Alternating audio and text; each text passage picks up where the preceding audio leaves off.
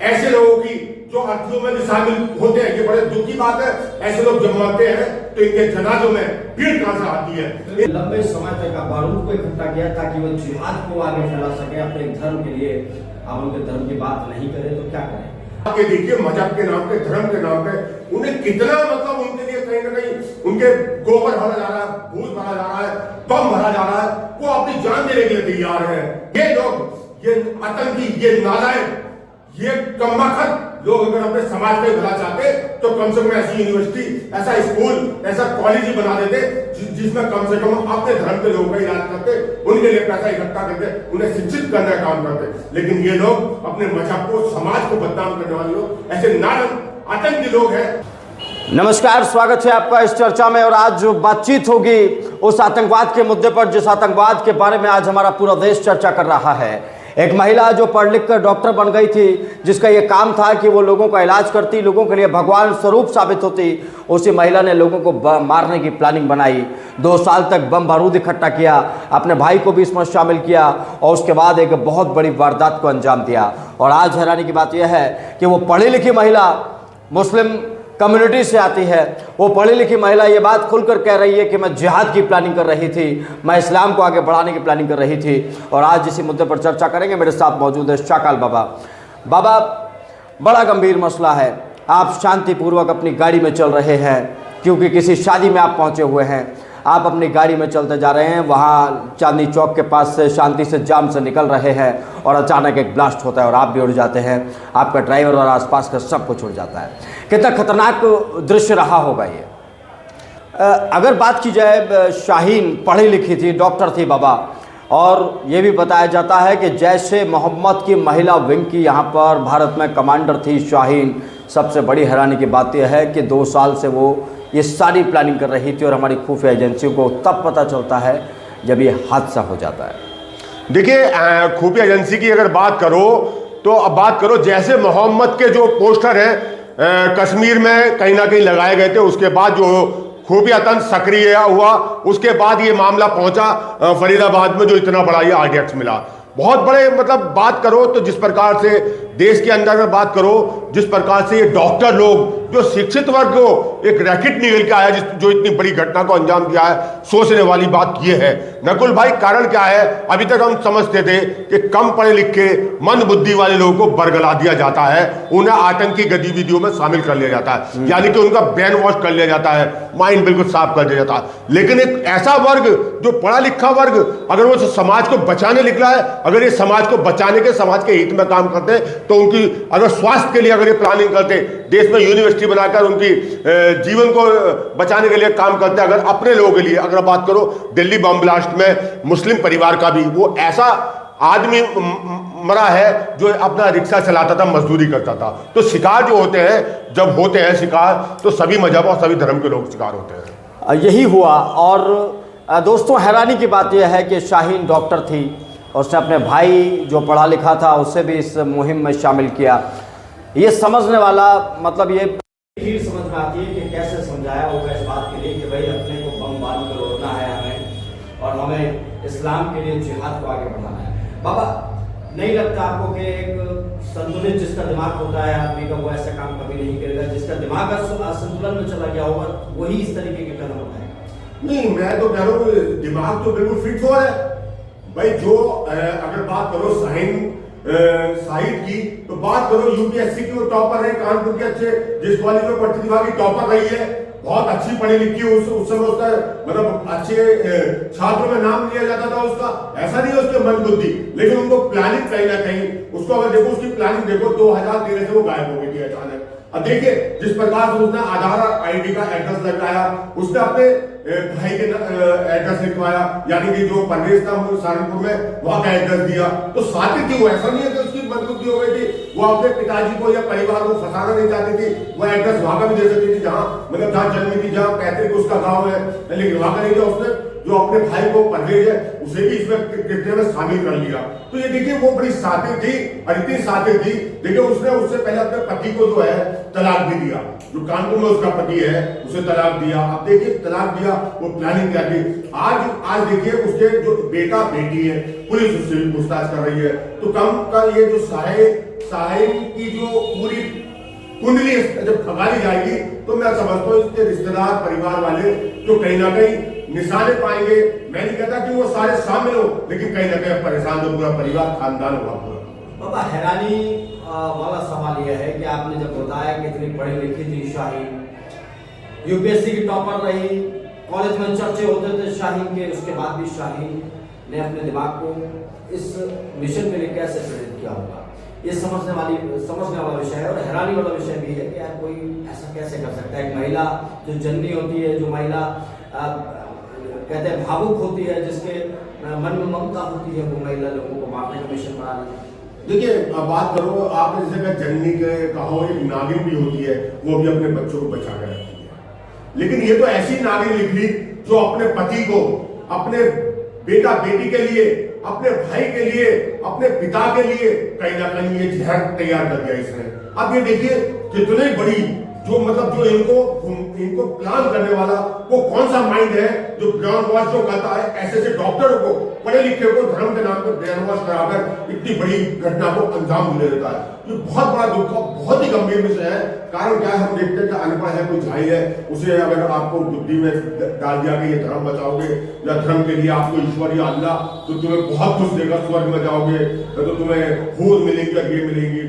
लेकिन एक पढ़ा लिखा वर्ग है जो अगर बात करो किसी भी धर्म का तो वो साइंस पे ज्यादा ध्यान देता है। ठीक है, वो ईश्वर को ही मानता है, अल्लाह को ही मानता है, लेकिन वो पढ़ा लिखा जो वर्ग है ना, जो डॉक्टर हो जाता है, वो कम से कम वो ईश्वर को ही मानता है। कम से कम मैं मानता हूँ जो वो कहता भगवान के लिए साइंस भी है, लेकिन ये लोग ऐसे थे, ये साइंस को नहीं मानते थे, लेकिन उस ईश्वर को, उस अल्लाह के नाम पर ये लोग मरने के लिए भी तैयार थे और मारने के लिए भी तैयार हुए। ये बड़ा गंभीर विषय है।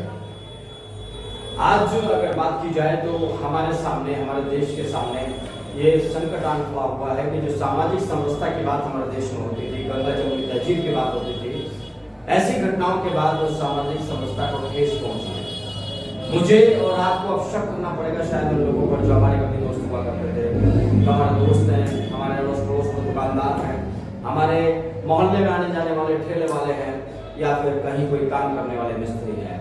हमें अब हमारे दिमाग में हर वक्त शायद यही बात रहेगी, क्योंकि जो तस्वीरें सामने आई, बाबा अलग अलग जगह चेकिंग की तो वहाँ मोस्टली जिन लोगों को चेक किया गया उनकी टोपी और दाढ़ी दिखाई दे रही थी, और टोपी और दाढ़ी के बाद उनके जब बैग चेक किए जा रहे थे तो एक दो लोगों को देखकर हमें भी अफसोस हो रहा था कि शायद वो ऐसे नहीं होंगे।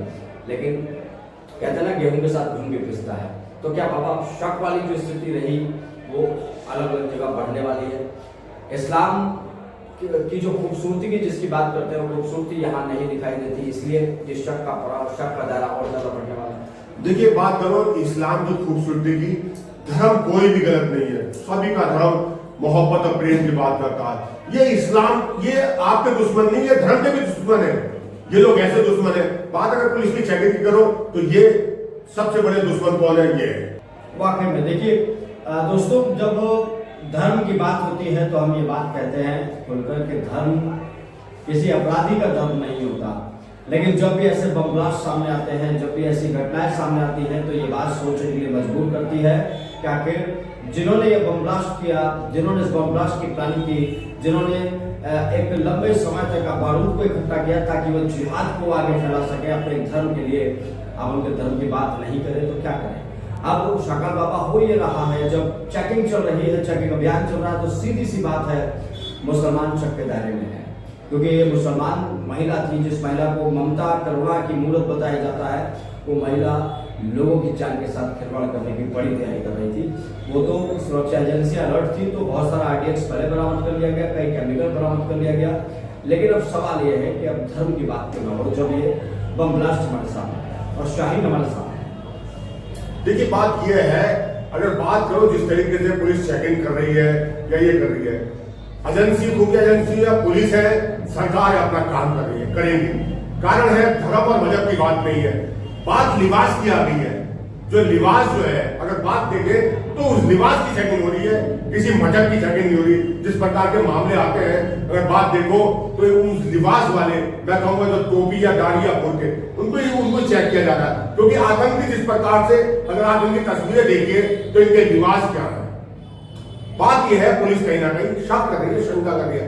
ऐसा नहीं है किसी ने अपराध कर दिया तो सारे अपराधी हो गए, लेकिन कहीं ना कहीं निशाना। आप देखिए कितनी बड़ी बात है, कहा जाता माना जाता है जो मंद बुद्धि होते हैं, कम पढ़े लिखे होते हैं, उनको आतंकी या गतिविधियों में या उनको ब्रेन वॉश करके उन्हें शामिल कर लिया जाता। लेकिन यहाँ दिल्ली बम ब्लास्ट में देखिए नकुल जी, डॉक्टर जो मतलब इतने बड़े शिक्षित, अगर वो चाहते तो इस देश के अंदर IAS IPS बनकर बच्चों को, देश को, समाज को शिक्षा भी दे सकते थे। वो चाहते तो बड़े बड़ी से स्वास्थ्य सेवा भी दे सकते थे। अगर ये लोग, ये आतंकी, ये नालायक, ये कमबख्त लोग अगर अपने समाज का भला चाहते तो कम से कम ऐसी यूनिवर्सिटी, ऐसा स्कूल, ऐसा कॉलेज ही बना देते जिसमें कम से कम अपने धर्म के लोगों का इलाज करते, उनके लिए पैसा इकट्ठा करते, उन्हें शिक्षित करने का काम करते। लेकिन ये लोग अपने मजहब को, समाज को बदनाम करने वाले लोग, ऐसे नानक आतंकी लोग हैं जो ऐसे पैदा किए जा रहे हैं। मैं तो समझता हूँ फास्ट ट्रैक कोर्ट से बहुत बड़ा मैसेज जाना चाहिए ऐसे लोगों की जो अर्थों में शामिल होते हैं। ये बड़े दुख की बात है, ऐसे लोग जब मरते हैं तो इनके जनाजों में भीड़ कहां से आती है?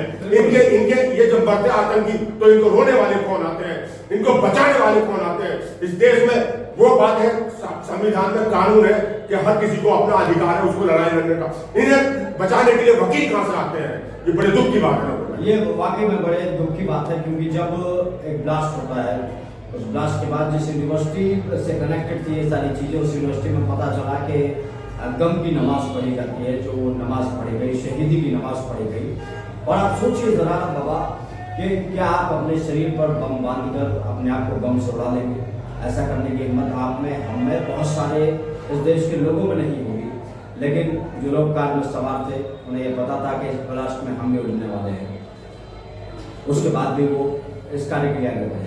देखिए बात ये है, आप ये देखिए मजहब के नाम पे, धर्म के नाम पे उन्हें कितना मतलब उनके लिए कहीं ना कहीं उनके गोबर भरा जा रहा है, भूत भरा जा रहा है, बम भरा जा रहा है। वो अपनी जान देने के लिए तैयार है, वो अपने परिवार के लिए, देश के लिए अगर जान दे तो कहीं ना कहीं ऊपर जाए, नाम शोहरत भी मिले, धन भी मिले, सब कुछ प्राप्त हो। लेकिन मजहब के नाम पे, धर्म के नाम पे, अरे वो मजहब जो धर्म जिसको बचाने के लिए बचाएगा तो वो खुदा को अल्लाह खुद ही बचाएगा। तुम कौन हो? तुम कौन सी पावर होते हो? अगर अल्लाह में, ईश्वर में ताकत है, वो तुम्हें बचाएगा, वही तुम्हें मारेगा। आप धर्म को बचाने वाले होते कौन हो? बेगुनाह लोगों को मार देना, उन्हें उड़ा देना, ये कोई धर्म कभी नहीं सिखाता। और डॉक्टर शाहीन के दिमाग में जो भर गया था, ये बात सही है कि गुमराह उन लोगों को किया जा सकता है जो लोग कम पढ़े लिखे हैं। लेकिन डॉक्टर शाहीन के अलावा अगर आप इस देश में, अगर आप पढ़े लिखे लोगों की बात करेंगे तो मुसलमानों को सबसे पहले मदरसे में पढ़ाई कराई जाती है। और जब मदरसे में एक बार पढ़ाई कर लेता है तो इसके अलावा उसके दिमाग में एक चीज़ बिल्कुल सेट है कि इस्लाम उसके लिए सबसे पहले है, मोहम्मद उसके लिए सबसे पहले है। और जब लोगों का ब्रेन वॉश की स्थिति ये हो जाती है कि उन्हें पता चल गया कि मोहम्मद के पास ही जाना है मुझे, तो अपने शरीर के चीथड़े इस तरीके से उड़वा लेता है। बाबा एक आखिरी कमेंट आपका। देखिए हमारे सामने समस्या की बात ये है, मैं आपके बीच में काटूंगा बात मोहम्मद के पास जाना या इस्लाम के नाम में, कोई भी मोहम्मद, कोई भी इस्लाम, किसी का भी ईश्वर, किसी का अल्लाह कभी नहीं कहता कि किसी के लिए, मेरे को बचाने के लिए तुम कुर्बान हो जाओ या किसी की जान ले लो। ये किसी मजहब में नहीं लिखा, किसी किताब में नहीं लिखा। ये इन लोगों को बरगलाने के लिए, अब तो मैं ये भी नहीं कह सकता कि मासूमों को बरगलाने के लिए, अनपढ़ों को बरगलाने के लिए इन लोगों के दिमाग में कहीं ना कहीं मतलब भूसा भर दिया जाता है कि इतने पढ़ा लिखा लोग भी धर्म बचाने वाले ये कौन होते हैं? किसी को कोई ईश्वर, कोई अल्लाह नहीं कहता, किसी किताब में नहीं लिखा कि किसी मजहब में कि आप अपना मजहब बचाने के लिए दूसरे मजहब को खत्म करो, अपने मजहब को बचाने के लिए दूसरे मजहब के लोगों की हत्या करो। ऐसा किसी मजहब में नहीं। अब सवाल यही है, सदियों से बचा पाएंगे। फिलहाल हमारे साथ इतना ही, लेकिन आप बने रहिए हमारे साथ। नमस्कार।